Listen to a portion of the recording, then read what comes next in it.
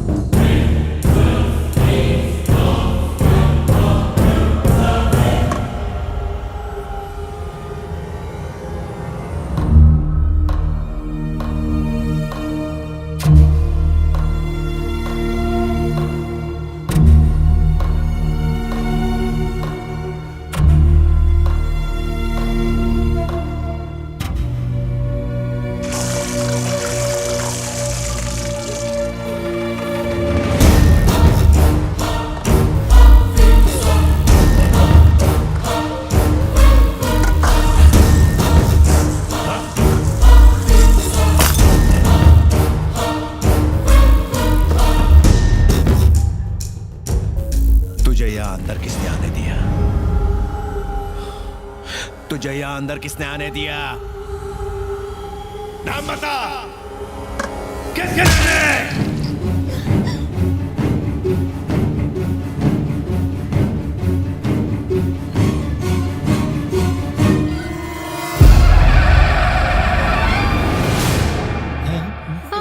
भैया, भैया ये ऐसा काम नहीं कर सकते, ऐसा कुछ नहीं कर सकते, मुझ पे विश्वास करो। देख क्या रहे हो? काट डालो साले को। भैया हट हट हट। उन्हें छोड़ो भैया। भैया ऐसा मत करो।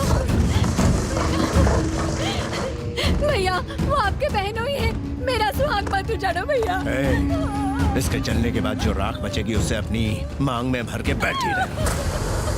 भैया कुछ तो रहम करो।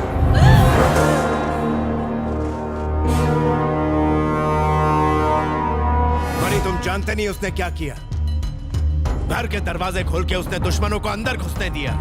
अगर आज वो दरवाजा नहीं खोलता तो कल कोई दीवार तोड़ के अंदर आ जाता।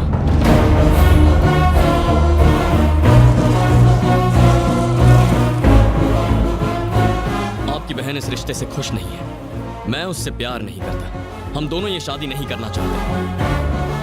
आपकी बहन ये कह नहीं सकती क्योंकि वो डरती है, और मैं कह नहीं सकता क्योंकि मैं मजबूर हूं, और इसीलिए इस सगाई को तोड़ने के लिए मैंने ही इन लोगों को अंदर आने दिया था।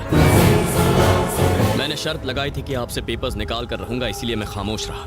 लेकिन अगर आप पेट्रोल डालकर किसी बेगुनाह को जलाएंगे तो मैं चुप नहीं रहूंगा। चलो ये खत्म करते हैं।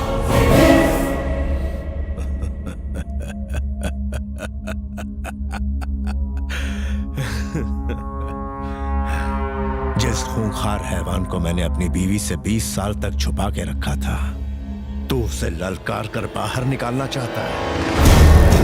बेड़ियां टूटने के बाद क्या होगा ये देखना चाहता है। मैं तुझे जागीर देने वाला था, अपनी बहन का हाथ देने वाला था, लेकिन अब तुझे मार। दो सवाल इंसान के मन में हमेशा उठते हैं, हम क्यों पैदा हुए, हम कब मरेंगे। पहले सवाल का जवाब ढूंढने की जरूरत नहीं, दूसरे का जवाब ढूंढने के बारे में हम सोचते नहीं। जिंदगी और मौत के संघर्ष में मेरा काउंटडाउन शुरू हो चुका था, 1 से 10 तक। मैं अकेला खड़ा हूँ, मेरे पास 2 रास्ते हैं, मुझे जवाब देना है 3 लोगों को। 4 हफ्तों पहले मैंने एक चुनौती ली थी, 5000 लोगों से भरा एक गांव, एक गुंडा जिसके 600 सिपाही हैं और जो अपनी बहन की शादी उसकी मर्जी के खिलाफ मुझसे करना चाहता है। 8,000 यार्ड की जमीन, हाथ में सिर्फ 9 मिनट का वक्त। 10 मीटर दूरी पर देवराज खड़ा है।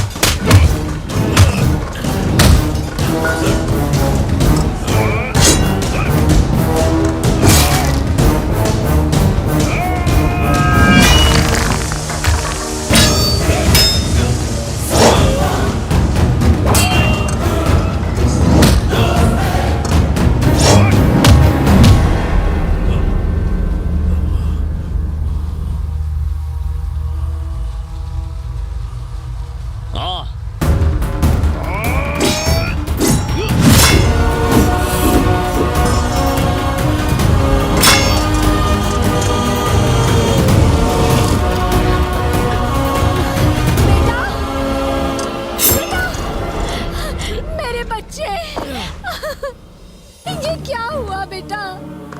कुछ तो बोलो बेटा। तेरे सिवा मेरा है ही कौन? मेरे बच्चे।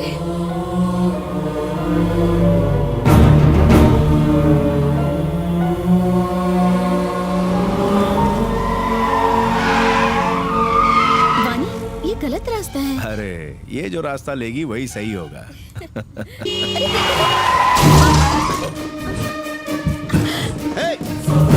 देखिए सर, गलती हो गई, माफ कर दीजिए please. No no, it's all right. नई कार है बेटा, थोड़ा संभाल के चलाना चाहिए। ओहो, बम्पर अटक गया है, जरा पीछे ले। जी जी, मैं करता हूँ। हाँ, तुम यहीं रुको। धक्का दूं?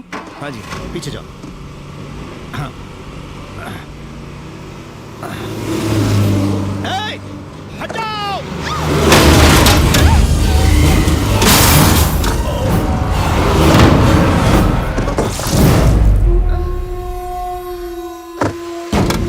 तुम लोग गाड़ी में बैठो और डालो जल्दी जल्दी।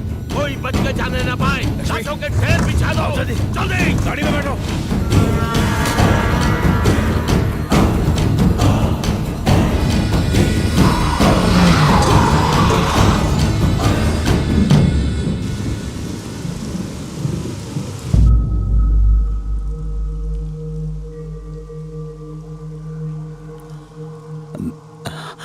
वीना, वो बिल्कुल ठीक है अंकल, पर आप मेरी वजह से। मैं एम्बुलेंस बुला रही हूँ। हम मुंबई के किसी बड़े हॉस्पिटल में आपको एडमिट करवाएंगे। मेरा यहाँ एक बहुत जरूरी काम बाकी है। आपका जो भी काम है मुझे बता दीजिए।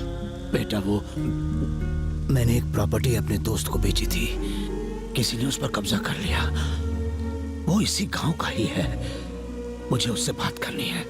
उसको कहना है कि ये जमीन छोड़ दे। आपने ये जानबूझ के थोड़ी ही किया।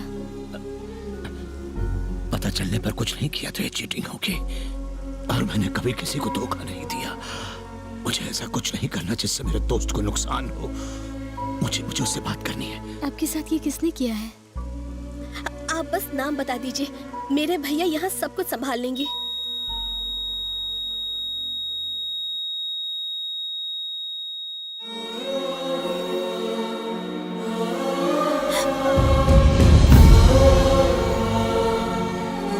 एक एक्सीडेंट केस है। कहाँ है वो?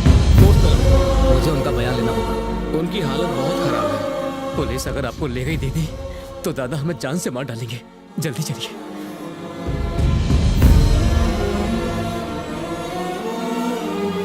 नहीं,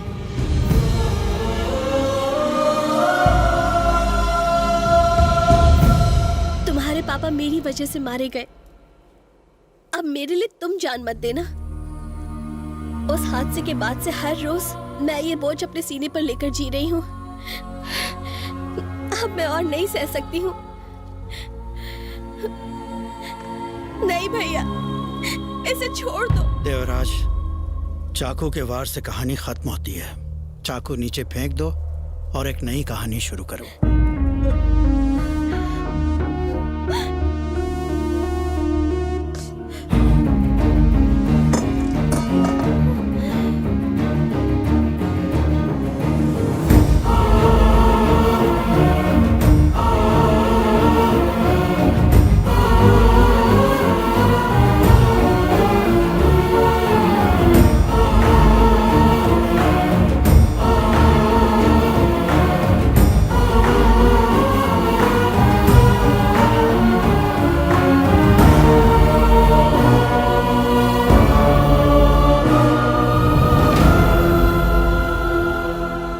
तुम्हारे पिता एक नेक दिल इंसान थे जो अपने आखिरी लम्हों में भी किसी और की भलाई के बारे में सोच रहे थे। मैं एक तलवार से 100 लोगों को मौत के घाट तो उतार सकता हूं, लेकिन मुझे अपने हाथों से किसी की जान बचाना नहीं आता जो उन्हें आता था। तुम्हारे पिता की महानता का सबूत इस बात से नहीं मिलता कि मेरी बहन जिंदा है। मेरे घर की खुशियां भी ये बयान नहीं कर सकती। इस घर की सजावट भी उसके आगे फीकी है। अगर ये पेपर्स इस बात का सबूत है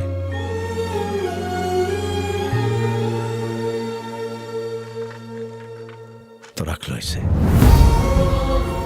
मैं कोई एहसान नहीं कर रहा, ये तुम्हारा हक है। ये मेरा बड़प्पन नहीं है बल्कि तुम्हारे पिता की महानता है।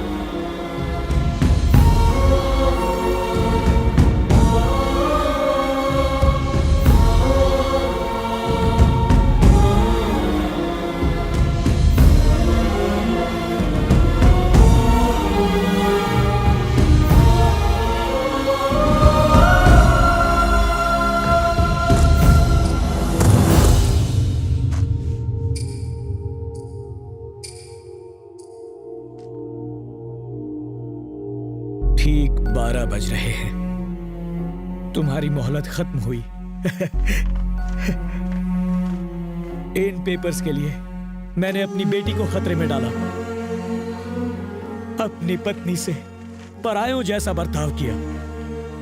मुझ जैसे नीच की वजह से तुम्हारे पिता मारे गए, मुझ नालायक की वजह से। पछतावा होना ही सबसे बड़ी बात है जी। देखा तुमने, जिस पत्नी ने मुझसे 15 सालों में एक शब्द तक नहीं कहा, वो मुझसे बात कर रही है। ये सब तुम्हारे पिता की वजह से हुआ है। वो महान थे।